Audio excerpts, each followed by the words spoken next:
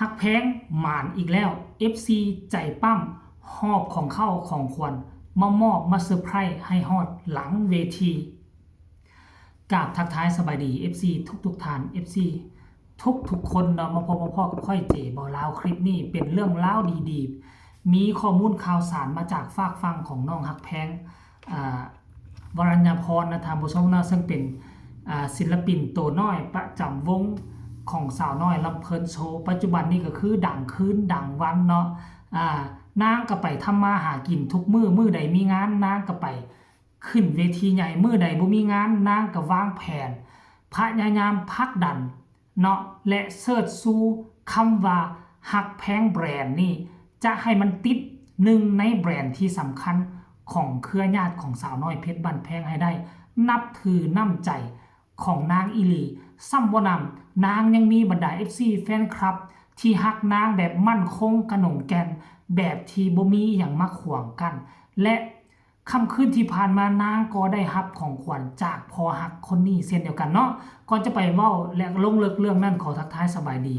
ทุกคนทุกท่านเนาะมื้อนี้อากาศค่อนข้างว่าหนาวเย็นท่านผู้ชม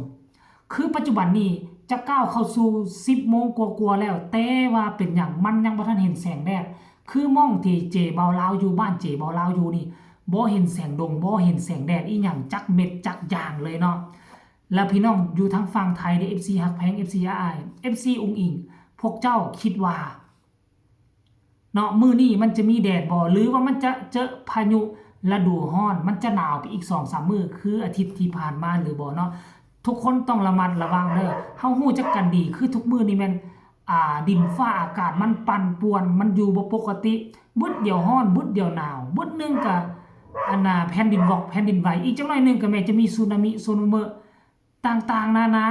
หรือว่ามันจะถูกต้องตามคำทำนายของหมอดูหมอเดาของฝั่งไทยพากันเดาหรือบ่มีแผ่นดินไหวมีน้ำท่วมมีสึนามิโอ้ยหลายเรื่องราวเพราะฉะนั้นแล้วช่วงเฮายังมีลมหายใจเฮามักเฮาชอบศิลปินคนใดผู้ใดพอมีเงินมีคำก็จงพากันสนับสนุน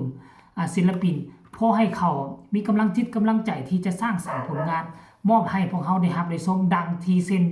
พอคนนี้เนาะขออ่านชื่อเราได้บ่นี่เนาะนี่ปัจจุบันนี้เราเอาขึ้นมาแล้วน้องฮักแพงก็มาแชร์ต่อไปบ่ท่านผู้ชมเนาะพอคนนี้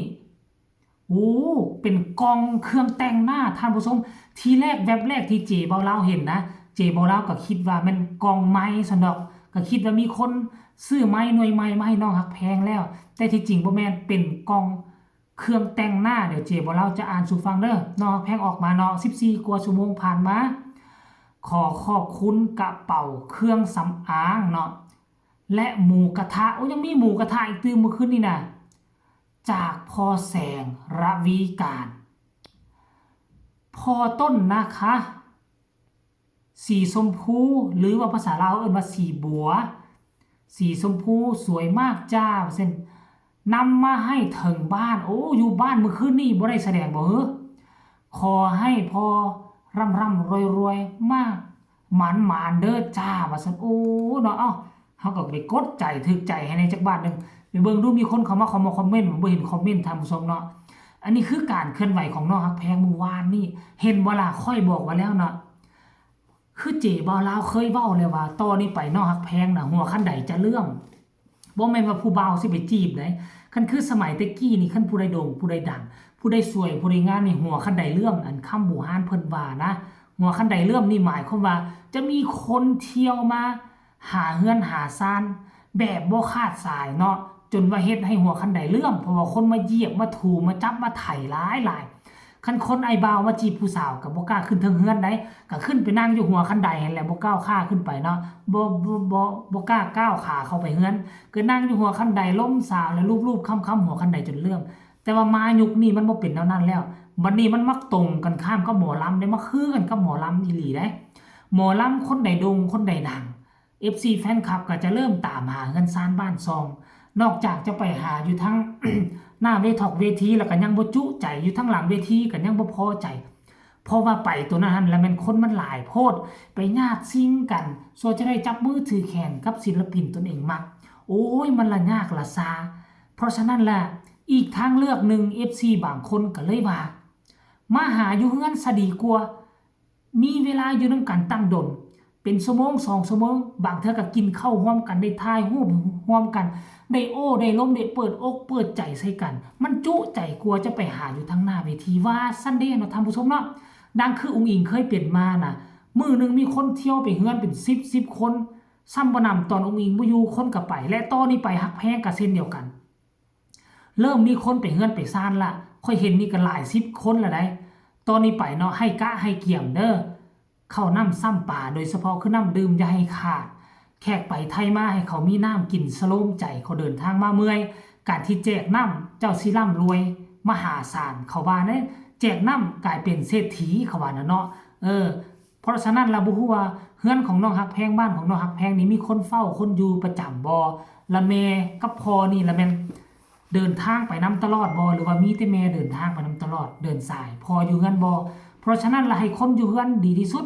มีบางคนกายมาทางนี้โอ้น้องฮักแพงอยู่แถวนี้ได้ก็จะพากันเข้ามาบ่เห็นน้องฮักแพงก็ได้ถ่ายรูปกับเฮือนกับศาลก็พ่อก็ดีใจเวลาเขาได้มาก็ได้เอาน้ำเอาในให้เขาพอได้กินได้ดื่มเพราะว่ามันจะเป็นเขาเอิ้นว่าเป็นมารยาทของผู้ดีเนาะของศิลปินของวงการมันจึงจะบ่เสียชื่อเสียเสียงของพ่อของแม่ของเจ้าเด้อเนาะฮักแพงเด้อเนาะอันนี้ก็แสดงความยินดีนำท่านผู้ชมเห็นบ่งามกระเป๋าสีบัวโอ้พ่อก็หน้าตาสดชื่นน้องฮักแพงก็ยิ้มเป้ยเอ้าตอนนี้ไปก็สิมีแต่โด่งแต่ดังค่อยก็เว้าตั้งแต่ต้นปีแล้วก้าวเข้ามาปีนี้น้องฮักแพงจะโด่งจะดังเปี้ยงปังแต่ก็มีคนมาคัดค้านคำคิดของเจเบาลาบอกโอ้แนวนั้นแนวนี้มึงเป็นคนลาวสิฮู้หยังอวยคนแนวบ่อวยนักอวยหนาอวยเกินหน้าเกินตาบางครั้งบางสิ่งเฮาก็ต้องอวยกันได้อวยเพื่อมันเกิดประโยชน์ต่อศิลปินบ่แม่นว่าค่อยอวยแล้วมันจะบ่เกิดผลประโยชน์ต่อศิลปินบางคนก็ย่านดราม่ามันคงจะบ่มีดราม่าแล้วดราม่ามีให้มันมีโลดการที่มีดราม่าบ่แม่นว่าเจ้าบ่ดังมันดังเด้น้องฮักแพงนี่ดังมาจากดราม่าได้จะเว้าตอนช่วงนั้นน่ะคนที่สร้างขี้หน้าฮักแพงน่ะเลื่อนไปทางใดก็เจอแต่ข่าวฮักแพงจากสร้างขี้หน้ากลายเป็นมักเป็นฮักค่อยก็เป็นผู้นึงในนั้นแหละเลื่อนไปมีแต่ดราม่าอันใดก็ฮักแพงไปทางนั้นก็ฮักแพงไปทางนี้ก็ฮักแพงในที่สุดซื่อของฮักแพงมันก็จำอยู่ในสมองคนโดยบ่ได้นัดหมายโดยบ่ได้ตั้งใจซื่อคำว่าฮักแพงนี่สุดท้ายซื่อของฮักแพงก็ติดอยู่ในโลกโซเชียลทุกแพลตฟอร์มหลังจากดราม่าจบไปน้องกระโดงกระด่างขึ้นมาเนี่ยเพราะว่าซื่อติดอยู่หั่นแล้วเนาะอันนี้เป็นความดีของคำว่าดราม่าเด้อท่านผู้ชมเด้อแต่ก็บ่ขอให้มันเกิดแล้วคันเกิดแล้วอีตนเด็กน้อยเขาเนาะเอาเสียเวลาทำมาหากินเสียเวลาฝึกฝนรอลอมเอาครั้งนี้ก็แสดงความยินดีเด้อกับน้องฮักแพงขอขอบคุณพอฮักท่านนี่พอฮักเจ้าบุญทุ่มนำมาให้ฮอดเฮือนฮอดซ่านก็หวังว่าตอนนี้ไปจะมีเครื่องแต่งหน้าที่แต่งออกมาหน้าตาสะสวยงามกว่าเดิมเนาะขอให้ประสบผลสำเร็จคลิปนี้ขอฝากฝังไว้เท่านี้ฝากทุกคนกดไลค์กดแชร์กดติดตามเพื่อจะพลาดในคลิปต่อไปที่สำคัญอย่ากดข้ามโฆษณาพบกันใหม่ในคลิปหน้าสำหรับคลิปนี้ขอกล่าวคำว่าสบายดีบ๊ายบาย